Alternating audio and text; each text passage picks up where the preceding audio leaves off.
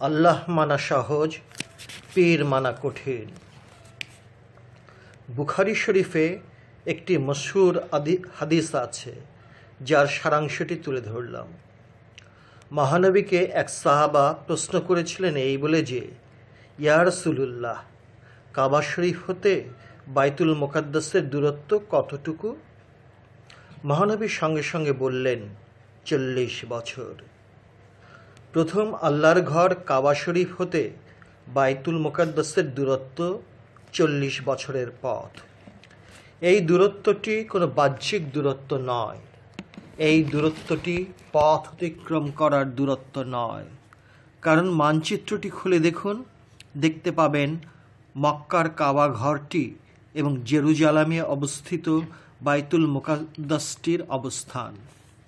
যদি আমরা প্লেনের কথা বাদ দিলাম, রেলগাড়ি ও মোটরগাড়ির কথাটিও বাদ দিলাম, কোনো জীবজন্তুর দ্বারা বহনযোগ্য গাড়ির কথাটিও বাদ দিলাম, এবং এমনকি যে কোনো ধরনের যানবাহনের কথাটি বাদ দিয়ে কেবলমাত্র পায়ে হেঁটেও যাত্রা শুরু করি, তাহলে 3 মাস লাগে কিনা সন্দেহ।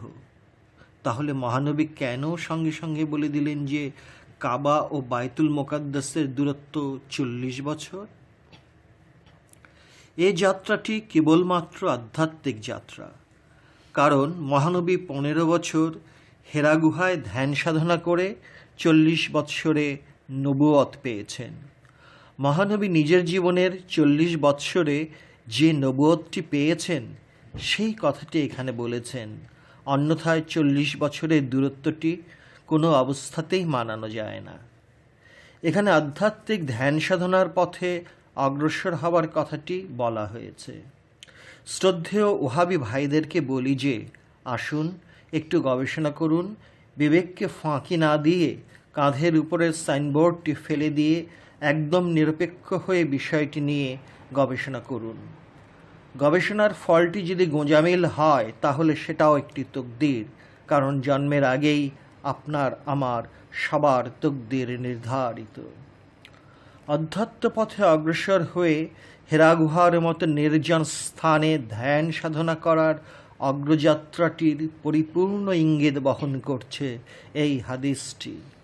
সুতরাং সুফিবাদকে কেমন করে ফেলে দেওয়া যায়, সুফিবাদকে কেমন করে এড়িয়ে যাওয়া যায়, সুফিবাদকে কেমন করে অস্বীকার করা যায়? নির্জনে ধ্যান সাধনা তথা মোরাকাবা মুশাহেদা করার নামটিই হলো সুফিবাদে পা রাখা।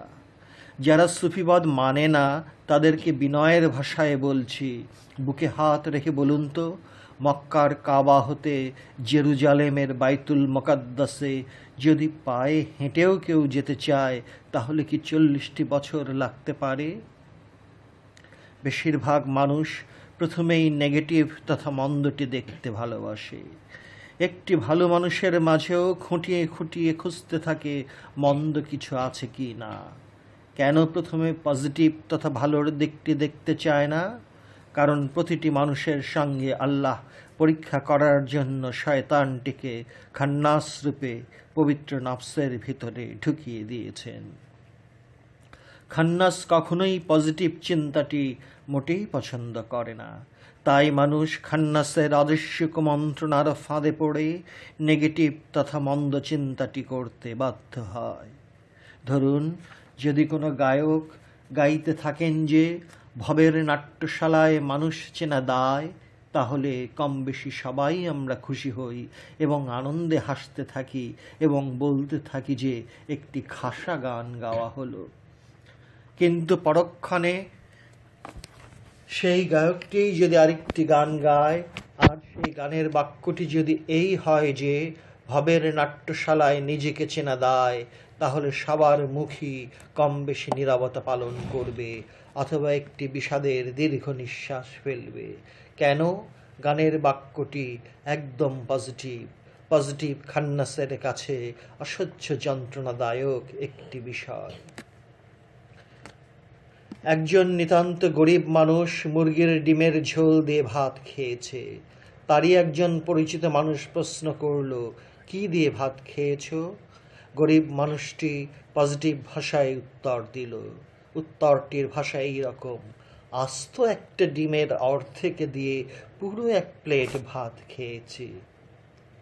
হয়তো বন্ধু এরকম কথা শুনে হাসবে, হয়তো আমরাও হাসব, কিন্তু কথাটি অপ্রিয় হলেও এটি একটি পজিটিভ বাক্য। লোকটি গরিব, বাল বাচ্চা নিয়ে আস্ত একটা ডিম খাবার সামর্থ্য নাই, তাই অর্ধেক ডিম দিয়ে ভাত খেয়েছে। কি চমৎকার ভাষায় জানিয়ে দিল, আস্ত একটি ডিমের অর্ধেক দিয়ে পুরো এক প্লেট ভাত খেয়েছে। তথা আর কোনো তরকারি ছিল না, তথা আর কোনো তরকারি জোগাড় করার মতো টাকা পয়সা ছিল না। এই সরল সহজ কথাটি শুনবার পরও আমরা কেন হাসি? কারণ কোনো মানুষই একা নয়, বরং সঙ্গে খান্নাসরূপী শয়তানটি বহাল তবিয়তে অবস্থান করছে। আসলে খান্নাস হাসায়, তাই আমিও হাসি। এই হাসিটি ওই গরিবের জন্য নির্মম হতে পারে জেনেও মুখের সামনে না হাসলেও লুকিয়ে লুকিয়ে অথবা মুখে রুমাল চেপে একটু না একটু হাসি। এই কথাগুলো বলার একটি মাত্র উদ্দেশ্যই হলো যে নেগেটিভ আর পজিটিভ তথা মন্দ দিকটি এবং ভালো দিকটি বুঝিয়ে দেবার চেষ্টা করা। বাগদাদের বিখ্যাত ওলি ফরিদ উদ্দিন আত্তারের আমর গ্রন্থ তাজকিরাতুল আউলিয়ায় যাঁর নামটি এবং জীবনীর কিয়দংশ প্রকাশ করা হয়েছে, সেই ওলিয়ে কামেল হজরত বাবা বশরে হাফির একটি মহামূল্যবান কথা বারবার মনে পড়ে যায়। তিনি তার মুরিদদেরকে প্রায়ই বলতেন, আমার প্রিয় বাবারা, একটি কথা সবসময় মনে রাখবে, আর সেই কথাটি হলো, আল্লাহ মানা খুবই সহজ, কিন্তু পীর মানা খুবই কঠিন। আমরা ইসলামের ইতিহাস হতে জানতে পারি হুদায়বিয়ার সন্ধি আর উহুদের যুদ্ধের বিষয়টি। হুদায়বিয়ার সন্ধিটি অনেকেই লজ্জাজনক সন্ধি বলে মনে মনে ভেবেছেন, কিন্তু এই সন্ধির পরিণামই হলো মক্কা বিজয়। একজন ওলিয়ে কামেল পীর সাহেব 10-12 জন শিষ্য নিয়ে রেল স্টেশনে এসেছেন। রেল স্টেশনে আসবার মাত্র কয়েক মিনিট আগে ট্রেনটি স্টেশন ছেড়ে চলে যায়। মুরিদানেরা পীর সাহেবকে ট্রেন ফেল করার দুঃখটি প্রকাশ করল। পীর সাহেব বললেন, আল্লাহ যা করেছেন তা আমাদের মঙ্গলের জন্যই করেছেন। পরের দিন খবরের কাগজে বড় বড় ছবি সহ সেই ট্রেনটির ভয়ঙ্কর অ্যাক্সিডেন্টে কয়েকশো লোক মারা যাবার খবরটি ছাপা হলো। এই খবরটি জানার পর মুরিদানেরা পীর সাহেবকে বলল, হুজুর, ট্রেন ফেল করে ভালোই হয়েছে, কারণ সেই ট্রেনের যাত্রী হলে মৃত্যুর আশঙ্কা অথবা জখম হওয়ার ভয় ছিল।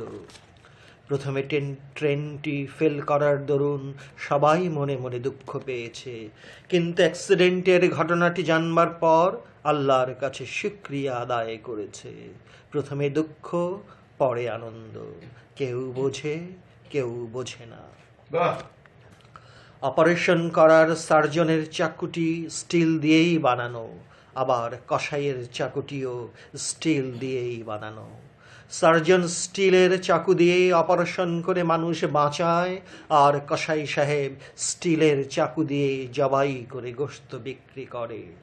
দুজনার চাকুই স্টিলের তৈরি, দুজনেই কাটছে, একজন বাঁচাবার নিয়তে, অন্যজন গোশত বিক্রির নিয়তে। ভারতের আধুনিক গজল গায়কদের মাঝে যিনি বিশেষ সুখ্যাতি অর্জন করেছেন, সেই আদনান সামির গজল গাইবার আয়োজন করা হয়েছে আবাহনী মাঠে। 2000 টাকার সাদা টিকিট 5000 টাকায় কালো করে আদনান সামির গজল শুনেছে অনেকেই। কিন্তু এই একই গজল, একই সুরে, একই রং ঢঙে আমি যদি গাই, তবে মানুষ পাওয়াতে দূরের কথা, বরং মোটা তাজা 2-4টি কুকুরের উচ্চস্বরে ঘেউ ঘেউ করার সমূহ সম্ভাবনা থাকতে পারে।